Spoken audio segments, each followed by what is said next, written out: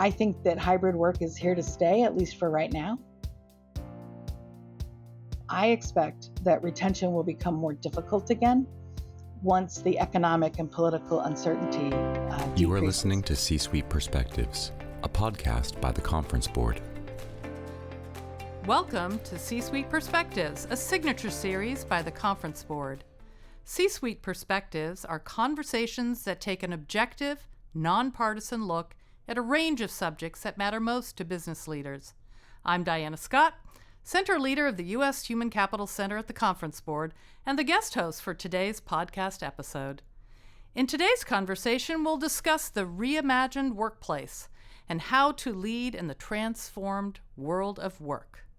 Joining me is Robin Erickson, Ph.D. She is Vice President, Human Capital at the Conference Board. Welcome, Robin. Thanks so much for having me, Diana. So, Robin, I know this is not the first report on the reimagined workplace. Can you tell us a little bit of the history and also the context and study methodology, just to frame it for us? Sure. So the Conference Board was one of the first organizations to ask human capital leaders about their responses to COVID-19 in April of 2020. And just to put it into context, most of the organizations and most states in the U.S. started their lockdowns in March of 2020. So we had a survey out in early April, and we published it by the end of May. Our second online survey, we thought COVID would be over that summer. So we did it again in September of 2020. And then we did the third one in the following year, April 2021, but we started doing these annually thereafter. So this is actually the sixth installment in our Reimagined Workplace study. And every single one of these studies has asked human capital leaders about how their organizations have been responding. And so we've always had the same respondents, and we also have conducted online surveys for all of these. Wow, I mean, that's quite a lot. It's a body of work and some amazing trends that you can then follow. I'm curious, though, tell me a little bit about the demographics of the organizations in the survey. So in most of our Reimagined Workplace surveys, we've actually had a very similar breakdown in terms of the workers that are represented. So in our most recent study, we had responses from organizations employing both professional and office workers. That was 57%, but we had 39% of organizations that had primarily industry and manual services workers. We've had about a 60-40 split between professional and office workers to industry and manual services workers since the beginning of these surveys. So as we go through the data, or as you take a look at this report, remember that it's representing both types of organizations. In addition, the organizations that were represented are across industries and across the spectrum in terms of the total U.S. revenue. So I'm imagining that you're able to actually slice and dice this as well across those different views of the different folks that you surveyed. That's very interesting. So I know that one of the primary questions that you've asked consistently is around recruiting and retaining employees. And so you have a trend line now. So has that changed over the last 4 years or even over the last 1 year? Yes. So we have been asking the same questions about recruiting and retention. And we have data now looking back 4 years, or rather maybe three years to 2021. Yeah. So yeah, that is 4 years actually. Gosh, it's hard to believe it. If you count to 2023, it's 4 years. Yeah. Well, we all went into a time warp when COVID happened. So it's really hard to put it in context. Exactly. But the really interesting thing is that if you take a look at our report, you can see this trend line and how the difficulty finding and retaining talent went up significantly for both those organizations with primarily office and professional workers and those organizations with industry and manual services workers. And specifically, here's a little bit of data. Finding workers is still difficult for 55% of organizations, which, yes, I realize is more than half, but In 2022, during the Great Resignation, that was 83% of the organizations in our study reported difficulty finding workers. So Wow. that's big. Those are huge numbers. That's a huge That's change. a huge change. And so so let me just tell you about the retention, then I'll tell you why we think these changes are happening.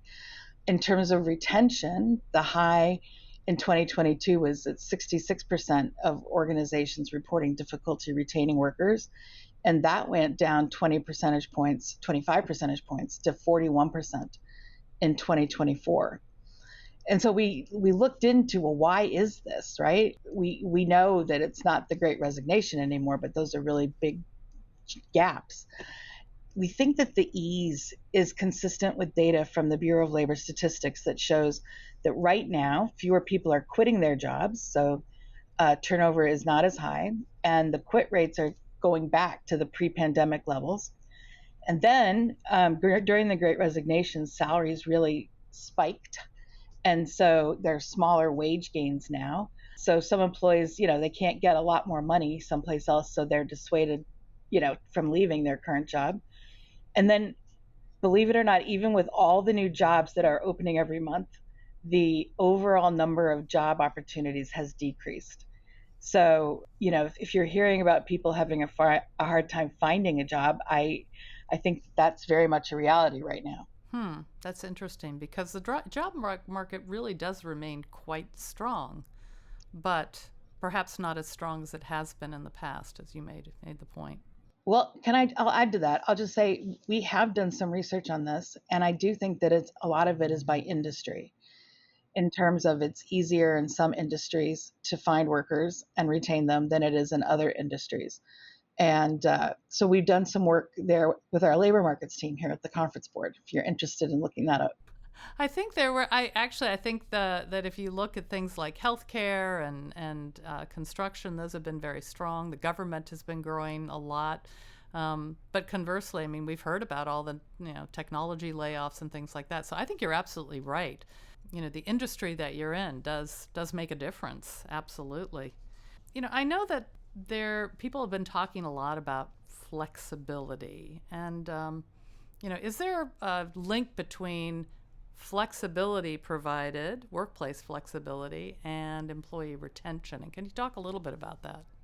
Sure. I think flexibility is one of our new buzzwords, and it's coming. Yes, it is. It is, yeah. It's coming from the fact that during the pandemic, the experiment in working from home was very pervasive for many employees. And I think people got used to the flexibility. They found that their lives, they could manage them better. And so I think that that's what people are looking for. And it's not just in terms of workplace location, it's also in terms of hours and scheduling. And I think that a lot of employees are looking for that flexibility. But we've also seen that the organizations with hybrid work models are better able to retain their employees, and that they've been reporting positive benefits from that. So in 2023, we predicted that the hybrid model was here to stay. And there are still some organizations that are doubling down on the return to office mandates, as we all see in the news. But our C-suite outlook earlier this year showed that only about 4% of CEOs were focused on bringing workers back to the office full time, and many more were focused on maintaining hybrid work models. So we really think that flexibility is important. And last fall, we did one other study where we found that workplace flexibility was the most important element of total compensation beyond a competitive salary to workers themselves. We asked workers, what's most important to you beyond a competitive salary? And flexibility was the number one response there. That's an incredible finding. I mean, what you're telling me is that flexibility actually has currency. It sure does. And we just have to figure out a way to make it tangible in terms of monetizing it. Right. So if flexibility is so important, what did you discover in terms of current rates of hybrid work, and what are the benefits that people see in hybrid work? So in this study, remember I mentioned at the very beginning that we have been asking human capital leaders the same questions. And within our study, 4 years after the pandemic, 56% of full-time employees are working either hybrid or fully remote, and that number is much higher than any of us had expected. And in fact, over the last 3 years, those levels have been relatively stable. So what does that mean? It's the percentage of hybrid and on-site workers changed by only 5%. So the hybrid number went down 5%, and the on-site worker statistic went up by 5%. So that's like hybrid work implies what? What does that mean? Let's define that. So in our study, we differentiated between organizations that were fully on-site, that were fully remote, or that they had some combination of on-site and remote. And so that's what we mean by hybrid, is a combination of on-site and remote. Got it. Well, that's a pretty interesting stat that things haven't shifted that much. What are some of the benefits, though, associated with hybrid work, and how can organizations really capitalize on the desire for employees to have that kind of flexibility? So all of the human capital leaders that responded that said they had hybrid work arrangements for their employees, we asked them then about the benefits. And specifically, we said, how has hybrid work affected the following compared to working on site full time? Well, 87% of those leaders reported that work-life balance was better, had a positive effect. 84% said that it had a positive effect in terms of job satisfaction. 79% said that it increased the ability to attract and retain workers. 78% right behind that said that it increased the employee experience. And there are more benefits that you can see in our report.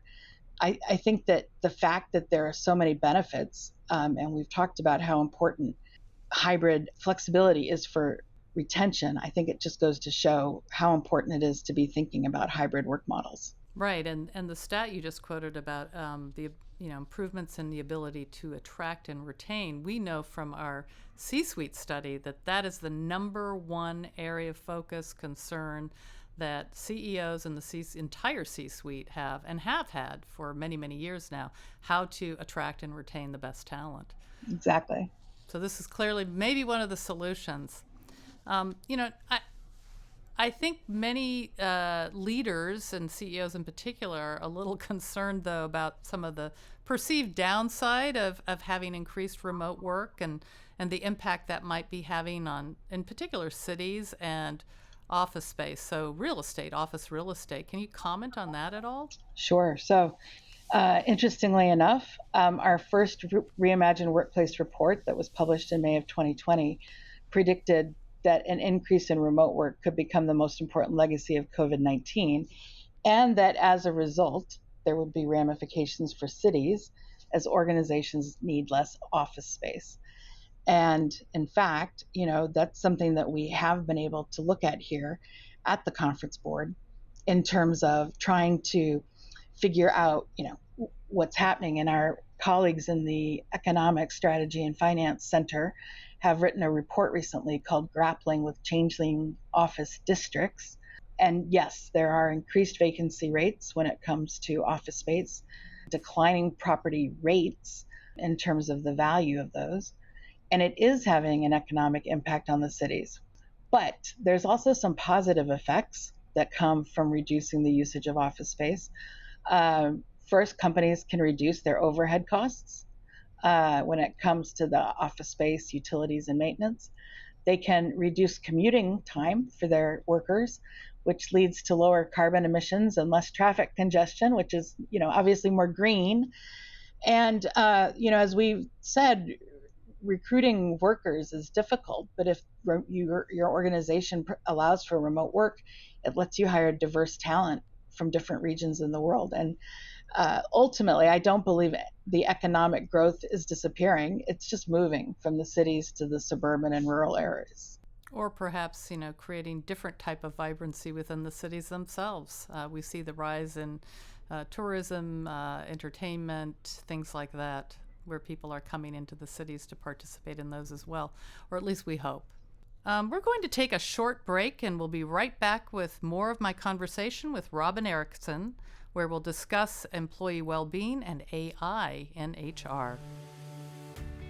Mark your calendars for October 29th and 30th, 2024, because the Conference Board is hosting People 2030, Our Talent, Our Future, in Brooklyn, New York.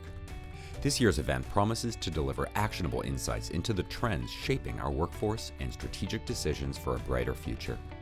Whether you're in HR, a company leader, or an industry enthusiast, this event is a must-attend.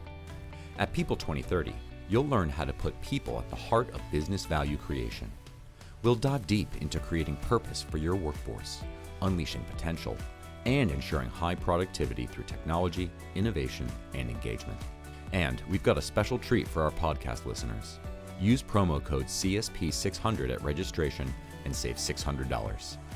These 2 days are packed with opportunities to network with industry leaders and gain knowledge that will propel you and your organization forward. Don't miss out. Head over to tcb.org/people-conference to secure your spot.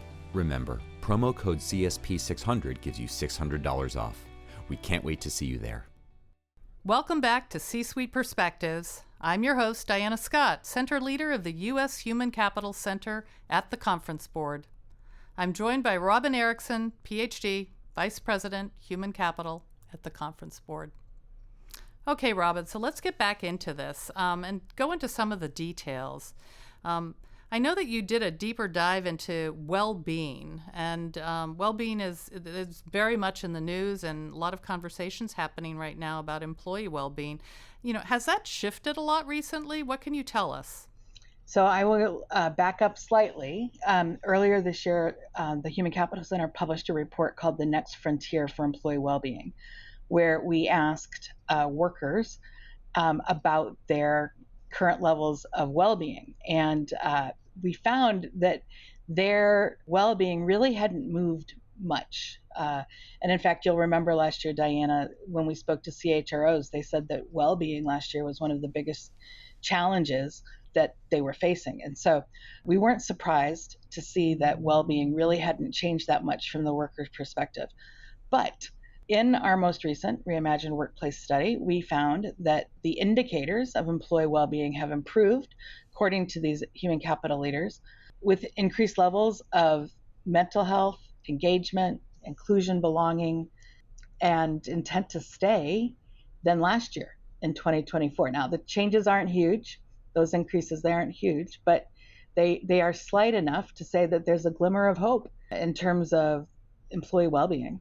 That does sound actually very hopeful, especially given, what seems to be, a lot of stress in the world today and on workers specifically. But, so what can organizations do to continue this trend line and help improve employee well-being? So one of the things I didn't say is that millions of dollars are being spent on employee well-being programs, and that given the amount of investment, we really haven't seen the needle move that much in terms of employee well-being. So these glimmers of hope, I think, are important.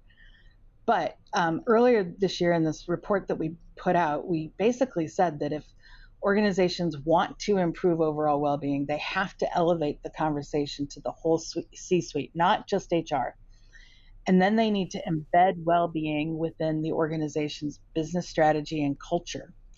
And we provide some examples of how you can do that in our recently published report, The Next Frontier of Employee Wellbeing.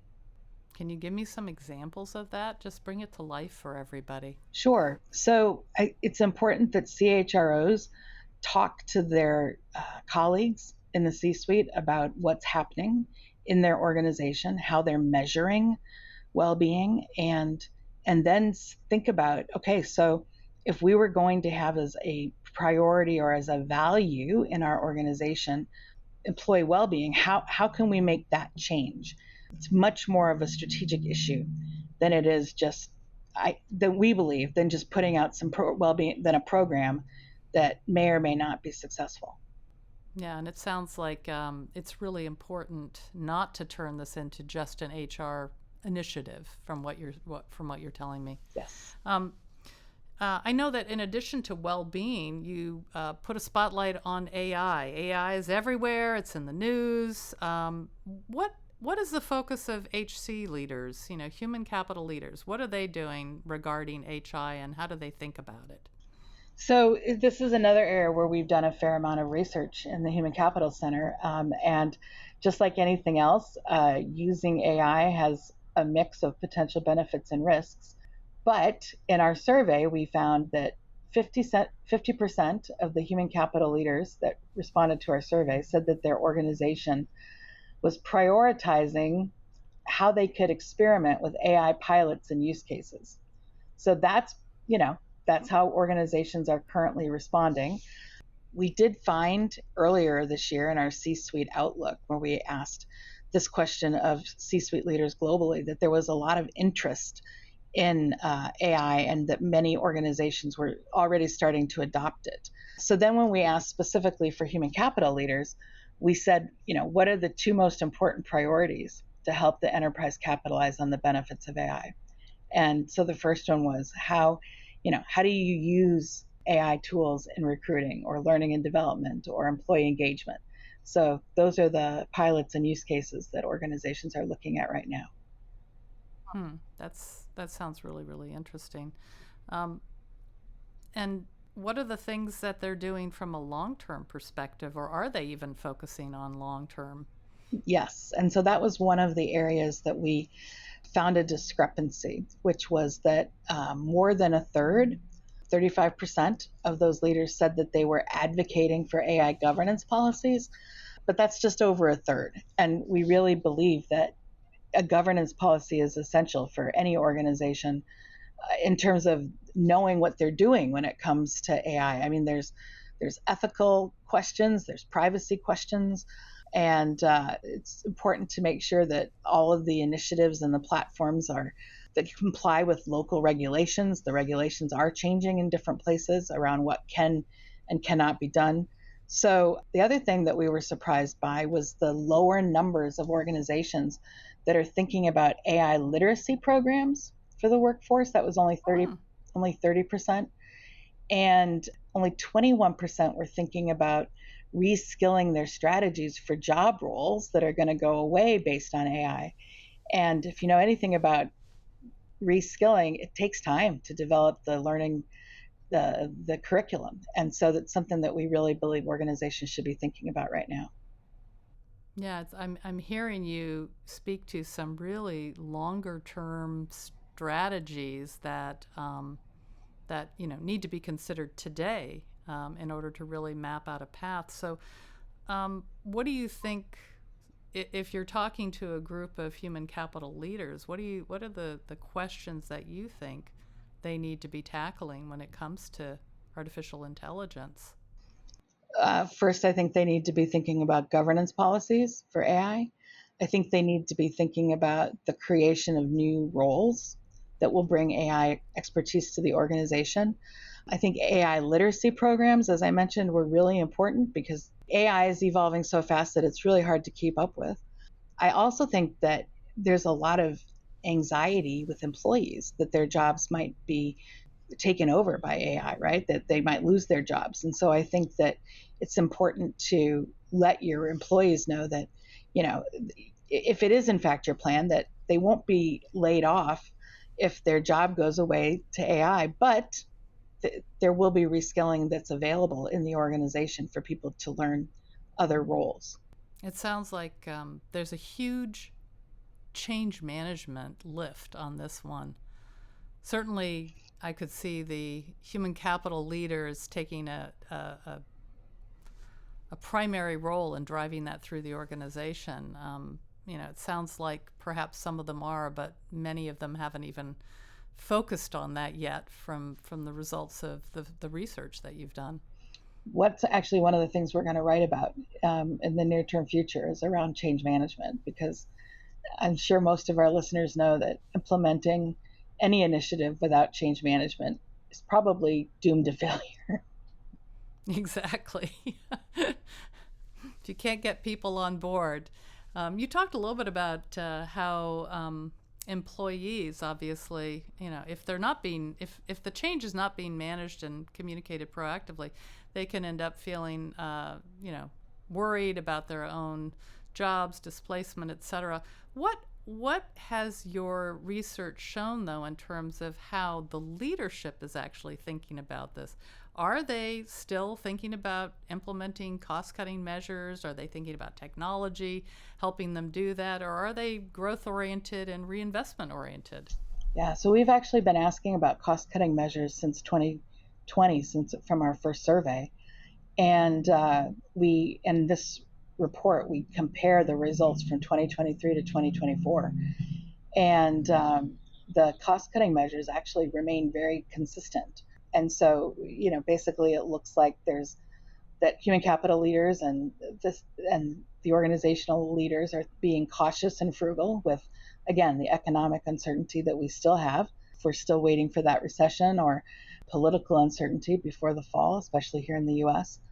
But in terms of the actual cost-cutting measures that we looked at, the highest ones were around restricting and hiring. We also found that about 30% of organizations are reporting layoffs in the last few years. So, the layoff number isn't as high as the other numbers. Specifically, we found that 45% of organizations in 2024 were restricting hiring, and 42% of organizations in 2024 were reducing travel. So restricting hiring and reducing travel are the first two levers that organizations are taking to try to reduce costs before layoffs that come up at 30% for 2024. Right. Perhaps that's a sign that, leaders are recognizing that talent is very valuable and they don't want to let it go. And I think some of our labor economists would say that talent hoarding, as they like to call it, is alive and well right now. It certainly is. We've also done some research that will be coming out later this fall around talent management platforms. So we think that, that those affect internal mobility. There's a lot of resistance to letting employees move around within an organization. Right. So hoarding doesn't just happen within the company overall. It happens within different units and business areas of the company where people want to hold on to their talent. And as you and I know, Robin, that can greatly affect the satisfaction and engagement of the employees because they want to feel like they have an opportunity to learn and grow and develop and have a career. Right. So it's a balancing act, of course. It is. And I'll give one more plug for talent management platforms, which are that they are a platform that goes inside an organization and allows all employees to see which positions are open, what learning is available, whether or not there's any gig projects that they could participate in. You can also look for mentors that way. So it's really a talent management platform is a great way to democratize access to all of these things. And we hope that we're planting a seed of anticipation for what we're going to do in the fall. Oh, that's great. And I love the word democratize. This report has certainly has a treasure trove of data, very interesting findings, and very interesting trend lines that we were able to talk about today. So, I just wanted to know if you have any final concluding thoughts. I mean, give us the Robin crystal ball. What do you think is going to happen as we move forward over the next year or two? I think that hybrid work is here to stay, at least for right now. Again, I think it's because workers found that working remotely at least part of the time was better for their lives, right? The other thing is that I expect that retention will become more difficult again once the economic and political uncertainty decreases. And in fact, I think we're going to have the Great Resignation 2.0 as employees again look for opportunities that allow them the flexibility that they're looking for. It really was because workers wanting different flexibility that the Great Resignation happened in 2021 and 2022. So that's my prediction, Diana. Great. Well, you heard it here, Dr. Robin Erickson. Thank you so much for joining us today. Thank you so much for having me. You have been listening to C-Suite Perspectives, a podcast by the Conference Board.